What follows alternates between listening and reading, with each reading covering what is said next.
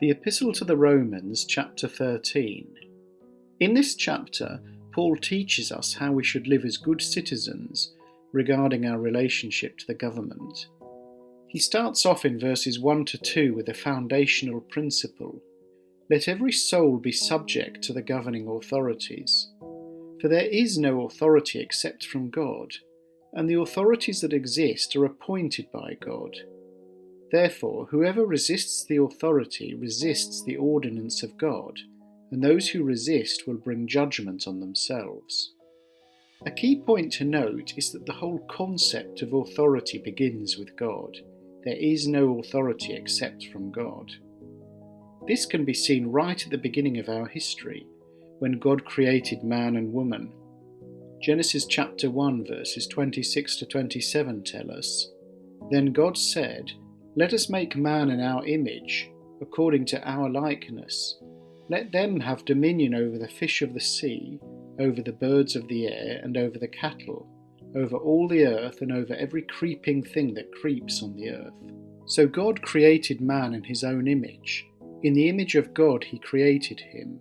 Male and female he created them. God created men and women in his image as his representative. They were under God's authority, and they were also given authority, dominion as the Bible text has it, over the earth. In the New Testament letter of Jude, we read in verses 8 to 9 about people who reject authority. Likewise, also these dreamers defile the flesh, reject authority, and speak evil of dignitaries. Yet Michael the archangel, in contending with the devil, when he disputed about the body of Moses, dared not bring against him a reviling accusation, but said, "The Lord rebuke you." What is interesting about these verses in Jude, in relation to Romans 13, is that they show that there evidently exists the concept of authority in the angelic world too. As I said, authority as a concept comes from God. God is not a God of disorder but of peace, as we read in 1 Corinthians chapter 14 verse 33 in the New International Version. Order, not disorder, brings about stability, peace and blessing. It is easy to grumble about the government, but having good, stable government is indeed a blessing. A good government will be not a terror to good works, but to evil, as we read in Romans 13 verse 3. I imagine that many of us would feel quite unsafe if the police service went on strike for an extended period of time. The closing chapters of the Old Testament book of Judges relates a time of anarchy and of some terrible crimes. The last verse of the book states, "In those days there was no king in Israel. Everyone did what was right in his own eyes." An absence of good government is a real problem. Similarly, therefore, Paul teaches us in Romans 13 verses 6 to 7, "For because of this you also pay taxes, for they are God's ministers attending continually to this very thing.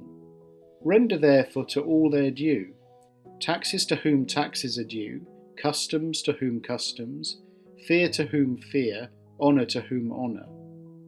As Christians, we want to be good citizens and, according to our personal circumstances and ability, and the provisions and allowances of the law, to contribute fairly to public services. This echoes the words of the Lord Jesus himself, who said in Mark chapter 12 verse 17, "Render to Caesar the things that are Caesar's, and to God the things that are God's."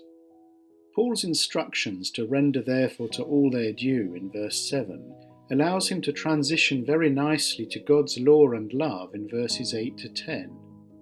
If indeed we should render therefore to all their due, Paul takes this on by saying in verse 8 that we should owe to no one anything except to love one another, for he who loves another has fulfilled the law.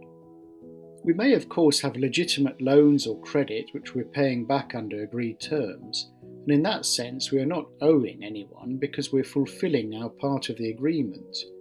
If we have some burdensome debt that we cannot repay, it really is a burden and a very difficult circumstance to live through. We could perhaps paraphrase Paul's comment in verse 8 as, "The only burden I want you to have is to love one another. This," says Paul, "fulfills the law."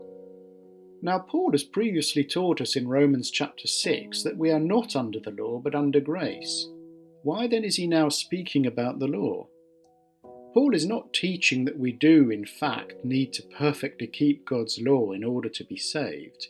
He has already explained how we cannot attain God's righteousness by ourselves, and that we need to receive it as a gift from God, based on what the Lord Jesus has done for us. But having been saved, we are given a new nature, one that acts according to God's love, and Paul shows that acting in love will naturally lead to fulfilling the law.